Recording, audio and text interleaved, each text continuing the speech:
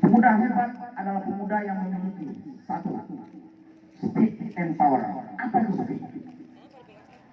Speed itu adalah kecepatan. Kalau kita perhatikan dalam bahasa Indonesianya, speed itu adalah kecepatan bergerak dari satu titik ke titik lainnya, ditempuh dalam waktu yang singkat. Itu namanya speed. Power itu merupakan daya ledak pada diri kita. Apabila menghadapi satu situasi, kita bisa meledak seluruh kekuatan yang ada pada kita. Itu power, speed and power. Endurance, daya tahan. Kalian adalah anak-anak S4 harus mempunyai endurance yang baik. Endurance apa? Kemampuan untuk bertahan dalam waktu yang lama, tergantung situasi dan kondisi yang dihadapi. Itu daya tahan. Tidak akan pernah kena lelah. Belajar pun demikian. Ada yang namanya agility, ada yang namanya flexibility. Nanti dicari di kamus masing-masing. Terlalu panjang kalau saya uraikan satu persatu. Itu yang anak-anak harus miliki. Tapi yang terpenting setelah kita memiliki semuanya adalah implementasi di lapangan dalam bentuk koordinasi gerak supaya kita mampu berbuat dan mengimbangi yang lain. Anak-anak sekalian yang saya banggakan, betapa banyaknya kita. Kalau kita lepas semuanya, maka ini seperti semut. Tapi begitu kita duduk bersama, betapa sedikitnya kita. Walaupun kita seribuan nih, tapi apabila kita duduk dengan rapi, tenang, damai dan sebagainya, maka jumlahnya kita yang segini ini sedikit sekali. Coba bayangkan kalau kita lepas semuanya berhambur ke sana kemari, maka ini penuh semuanya kelihatan. Tapi kalau kita duduk rapi, diatur dalam satu aturan, dibuat seindah mungkin, dibuat serapi mungkin, dibuat seperti ini, maka kita sedikit. Coba bayangkan 1000 lebih duduknya tidak sampai penuh lapangan bola sampai ke sana. Tapi kalau kita bertebaran ke sana kemari, betapa banyaknya kelihatan. Ya, jadi anak-anak sekalian, ini adalah bentuk daripada SMA Negeri 4 Samarinda dalam rangka menyiapkan anak-anaknya untuk menghadapi hari depan, ya, menghadapi situasi dan kondisi. Tentunya nantinya pangsa pasar tenaga kerja yang akan kalian kejar untuk keluar dari SMA Negeri 4 Samarinda. Mungkin ada yang kerja di sana, ada yang kerja di sini, tapi tujuannya adalah bagaimana kita bisa mengisi diri kita dulu di SMA Negeri 4 Samarinda. Karena hari semakin terik, saya akhiri. Mudah-mudahan kegiatan ini membawa hikmah yang lebih bagus, menanamkan rasa percaya diri, motivasi yang tinggi untuk senantiasa berbuat yang terbaik demi SMA Negeri 4 Samarinda. Kemudian disiplinnya harus tetap ditinggikan. Marilah membentuk manusia yang berkarakter moral Pancasila dengan disiplin waktu yang tinggi. Kalau kita sudah berdisiplin tinggi dengan menegakkan ketuhanan yang Maha Esa dengan ajaran yang kita anut masing-masing, maka yakin dan percaya semua bisa berjalan dengan baik, aman, tertib, dan kondusif. Demikian sambutan saya, mudah-mudahan bermanfaat. Assalamualaikum warahmatullahi wabarakatuh. Terima kasih kepada Bapak Muhammad Hidayat SPD. Memasuki acara selanjutnya, yakni pembacaan Piagam Jakarta oleh Saudari Jessica dari kelas 11-2. Kepada Saudari Jessica dipersilakan.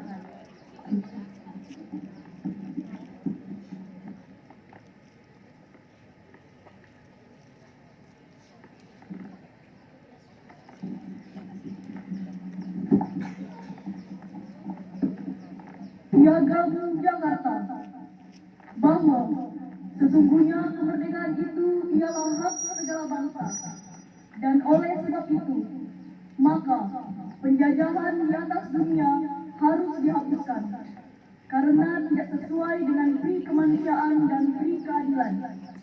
Dan perjuangan pergerakan kemerdekaan Indonesia telah sampailah kepada saat yang berbahagia dengan selamat sentosa mengantarkan rakyat Indonesia ke depan pintu gerbang negara Indonesia yang merdeka, bersatu, berdaulat, adil dan makmur.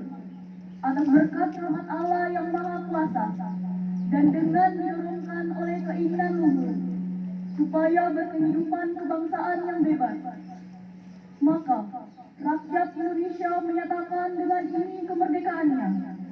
Kemudian daripada itu, untuk membentuk suatu pemerintah negara Indonesia merdeka yang melindungi segenap bangsa Indonesia dan seluruh tumpah darah Indonesia, dan untuk memajukan kesejahteraan umum, mencerdaskan kehidupan bangsa, dan ikut melaksanakan ketertiban dunia yang berdasarkan kemerdekaan, perdamaian abadi, dan keadilan sosial. Maka disusunlah kemerdekaan kebangsaan Indonesia itu dalam suatu susunan negara Republik Indonesia yang berkedaulatan rakyat dengan berdasarkan kepada ketuhanan dengan kewajiban menjalankan syariat Islam bagi pemeluk-pemeluknya, menurut dasar kemanusiaan yang adil dan beradab, persatuan Indonesia, dan kerakyatan yang dipimpin oleh hikmat kebijaksanaan dalam permusyawaratan perwakilan, serta dengan mewujudkan suatu keadilan sosial bagi seluruh rakyat Indonesia. Jakarta, 22 Juni 1945. Terima kasih kepada Saudari Jessica. Selanjutnya pemaparan materi yang akan disampaikan oleh Ibu Nur Ramadhani Karimah SPD. Kepada Ibu Nur Ramadhani Karimah SPD, waktu dan tempat kami sediakan.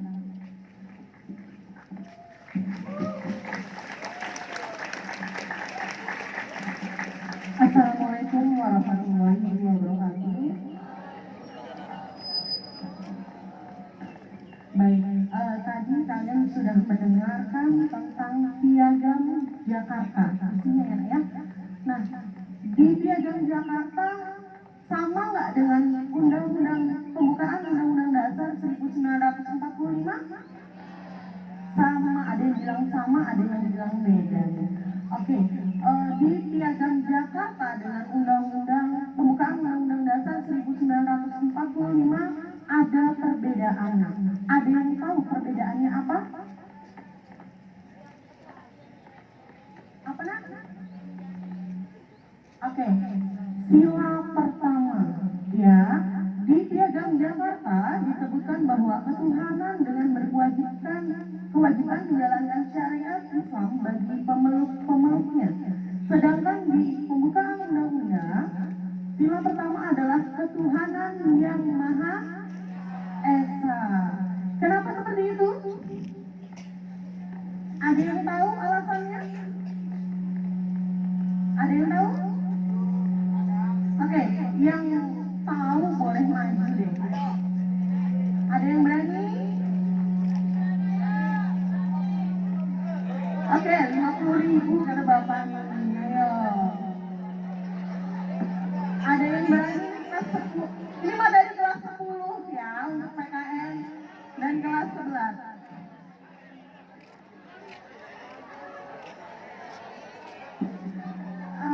Kenapa bisa sila pertama?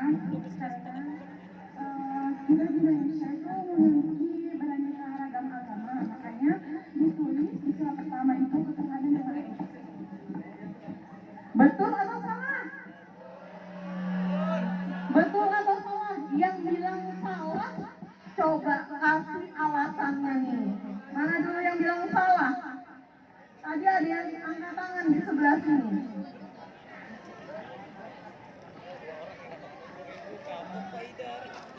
Ada yang angkat tangan, gitu ya.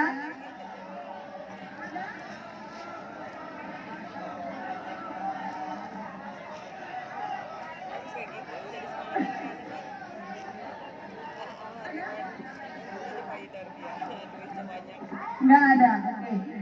Jadi yang disebutkan sama siapa nak tadi namanya? Selfie, oke. Ya, istilah pertama diganti ketuhanan yang Maha Esa. Alasannya karena di Indonesia atau di negara Indonesia itu banyak sekali suku dan agama. Ya, demi kepentingan bangsa Indonesia maka diganti dengan ketuhanan yang Maha Esa, gitu ya. Terus siapa tokoh Pancasila? Jawabannya benar. Jawabannya benar apa salah tadi, Bu? Nah, maju rewardnya 50.000. Ya. Kita 50.000. Nah, ya, nanti disebut namanya dari kelas berapa ya? Biar yang lain ikut termotivasi. Selamat ya. Nah, Perkenalkan, nama saya Selvi Anggriani dari kelas 11 IPS 12 IPS 4. Wali kelasnya Bu Christine. Ya, terima kasih ya. Jadi di literasi ini salah satu di antara yang perlu dinaikkan ratingnya adalah keberanian mengungkapkan pendapat. Harus berani, dari sekian ribu, kita 1000 sekian, harus bisa mengeluarkan pendapat sebaik mungkin. Supaya apa? Supaya anak-anakku terbiasa menghadapi orang banyak untuk menyampaikan pendapat. Sebab tidak semua orang bisa dan berani. Contohnya tadi yang berani, tepuk tangan dulu yang meriah untuk kelas IPS ya. Saya tidak lupa tadi IPS berapa ya. Tuh nanti akan ada reward lagi kalau ada tantangan yang super berat. Nanti akan kita naikkan juga rewardnya ya. Ya, ini dia. Lanjut Ibu, terima kasih. Berarti kalau gitu kita kasih banyak pertanyaan nih Pak ya. Oke, tadi udah dijelaskan bahwa perbedaan sila pertama di dalam Piagam Jakarta dan pembukaan undang-undang ya. Sudah tahu hanya itu saja perbedaannya. Terus tadi saya nanya nih, tokoh nasional Pancasila, ada 3 orang yang mengusulkan dasar negara ini. Ada yang tahu? Tapi nggak dari nggak apa-apa ya, belajar ya. Oke. Wah, banyak sekali yang tahu nih. Oke.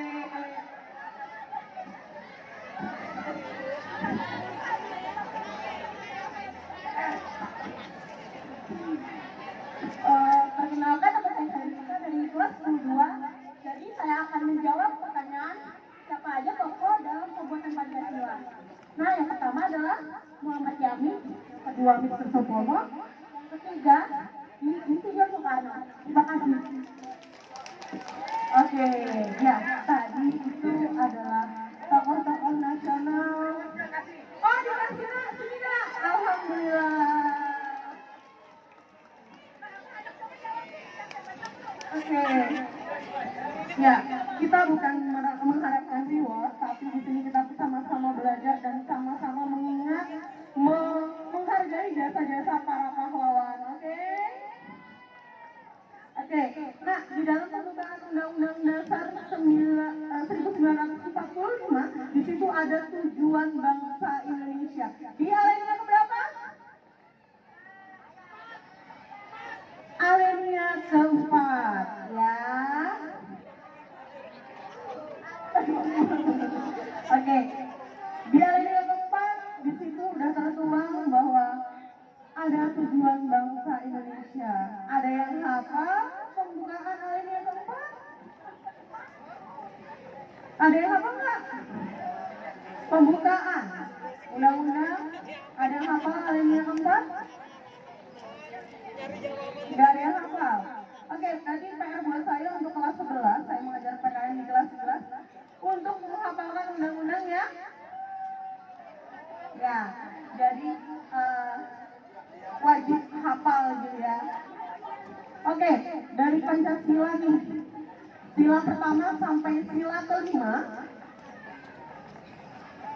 kalian hafal isinya. Hafal nggak lambang dari sila pertama sampai sila kelima? Hafal, ada yang angkat tangan nih. Oke.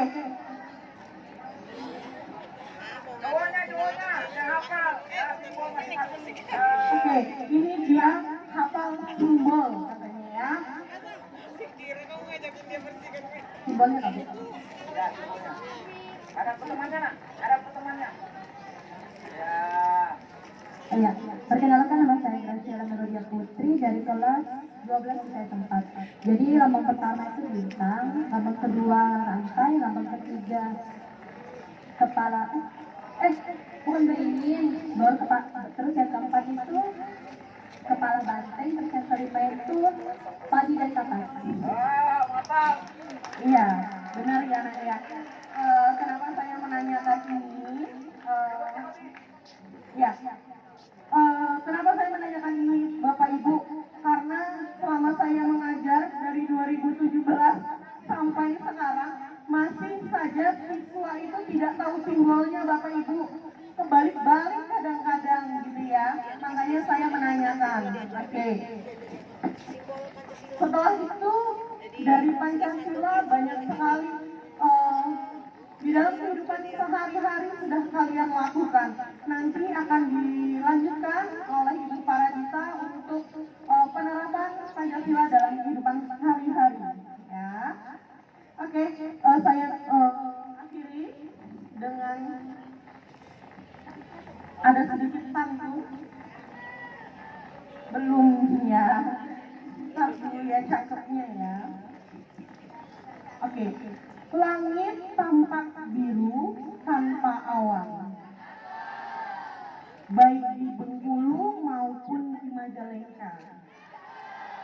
Mari sejenak kita mendoakan para pahlawan, lalu bergegaslah meneruskan cita-cita mereka.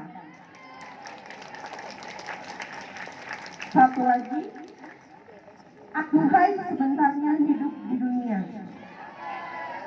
Maka bergegaslah kita cari pahala. Jadilah pribadi yang mulia, wujudkan Indonesia berlandaskan Pancasila. Oke, sekian dari saya. Kita lanjutkan dengan penerapan Pancasila yang akan dipaparkan oleh Ibu Paradita.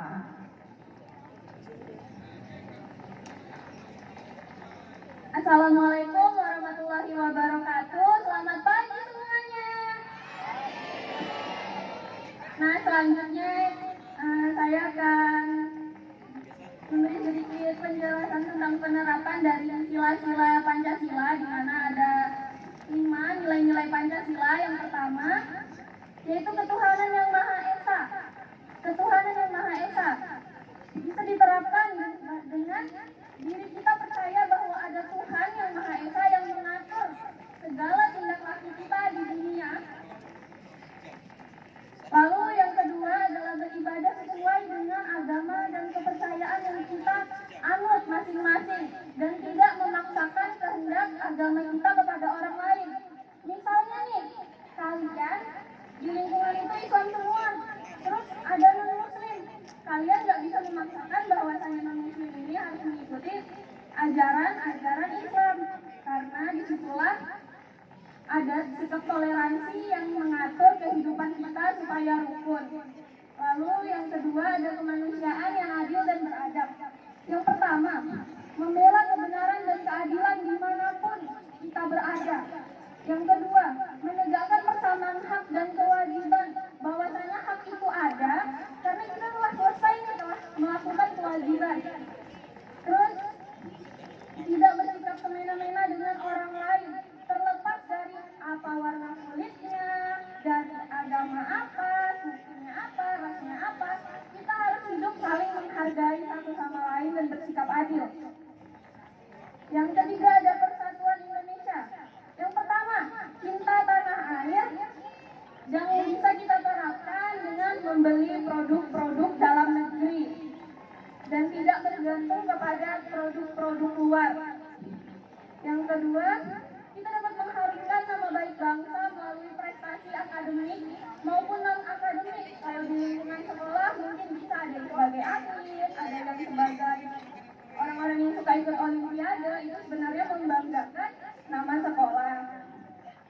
Terus mendahulukan kepentingan bersama daripada kepentingan pribadi, tidak egois, jadi manusia ya.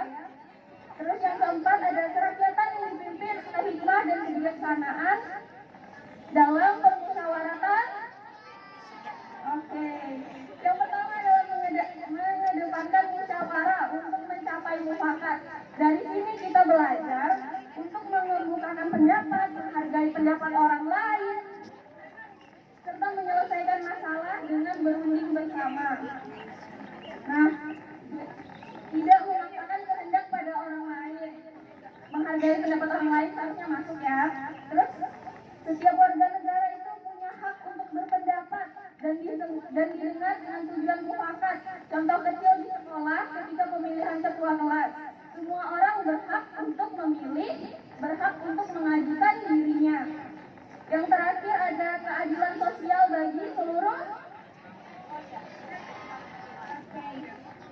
Untuk penerapannya yang pertama menghormati hak asasi orang lain beserta kewajibannya. Di sekolah kita bisa terapkan dengan bersikap adil kepada teman-teman kita di kelas, kepada guru-guru, dan masyarakat sekolah. Itu saja dari saya. Terima kasih atas perhatiannya.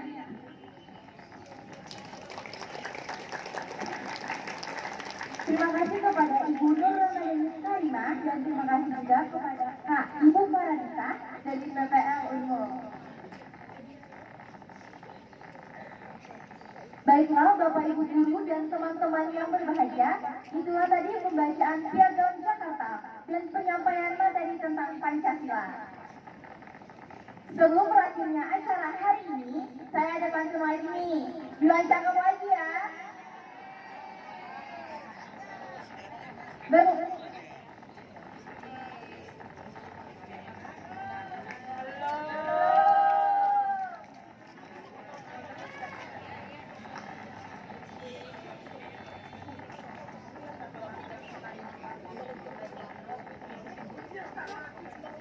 Mohon maaf ya, sebelum mengakhiri ada penyampaian dari Ibu BK.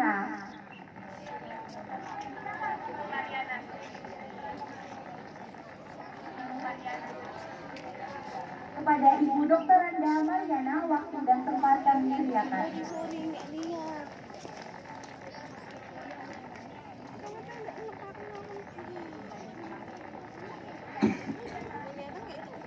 Assalamualaikum warahmatullahi wabarakatuh. Selamat pagi. Selamat pagi. Suaranya mana? Selamat pagi. Iya. Selamat pagi dan salam sejahtera buat kita semua. Pada hari-hari yang lalu, bukan sekarang ya, sudah diperingatkan tentang tata tertib sekolah. Masih ingat? Masih ingat tidak? Nah, yang perlu kalian ingat setiap Senin, apa tata tertibnya, topi, dan atribut yang lain. Kalau sekarang kita beralih ke rambut, sepatu, make up. Sudah diingatkan? Sudah kan? Nah, jadi kalau ada hari ini yang rambutnya tiba-tiba dipotong pendek sebelah, terus lipstiknya sampai ke telinga karena dihapus, nah jangan marah, karena kita sudah memperingatkan terutama kelas 10 dan 11 ya. Setiap ibu masuk kelas selalu diingatkan rambut dan sebagainya. Ini yang terakhir kalinya kalian potong rambut massal di sekolah. Selebihnya potong sendiri di mana potongnya? Di salon masing-masing ya. Kalau di salon sekolah ya modelnya ala sekolah. Kalau di rumah kalian bisa modelnya yang bagus. Kira-kira kenapa jadi kalian selalu melanggar tata tertib? Ada yang tahu enggak? Kenapa? Terutama rambut. Ya Putra? Putra? Rambut. Coba ada siapa nih yang paling depan?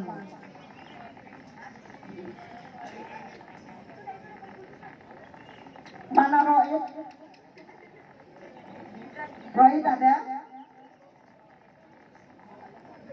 Roid ada? Mana angkat tangan Roid?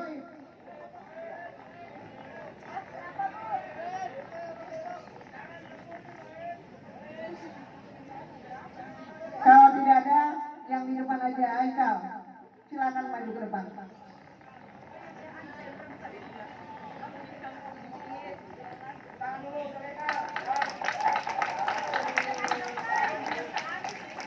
Ini di depan ada Haikal kelas 10 ya. 10 berapa Haikal? Kalau kalian lihat rambutnya gondrong tidak? Panjang, apanya yang panjang? Coba pegang ke depan. Ya, masih di atas alis, berarti masih bisa. Tapi harus dirapikan sedikit ya Haikal. Nah ini contohnya yang bagus, sudah anaknya sopan, rapi, tidak melanggar tata tertib. Ya enggak? Nah jadi ya, yang rambutnya panjang, contoh di depan. Atau ada yang lain lagi yang jadi contoh, seperti ini ya. Ini contoh rambut nih. Terus kita beralih ke baju. Lengkap nggak atributnya Haikal? Lengkap nggak?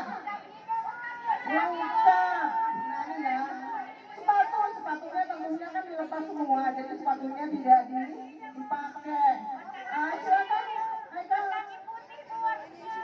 Ya, sekarang Putri. Saya mau ngeliat putrinya.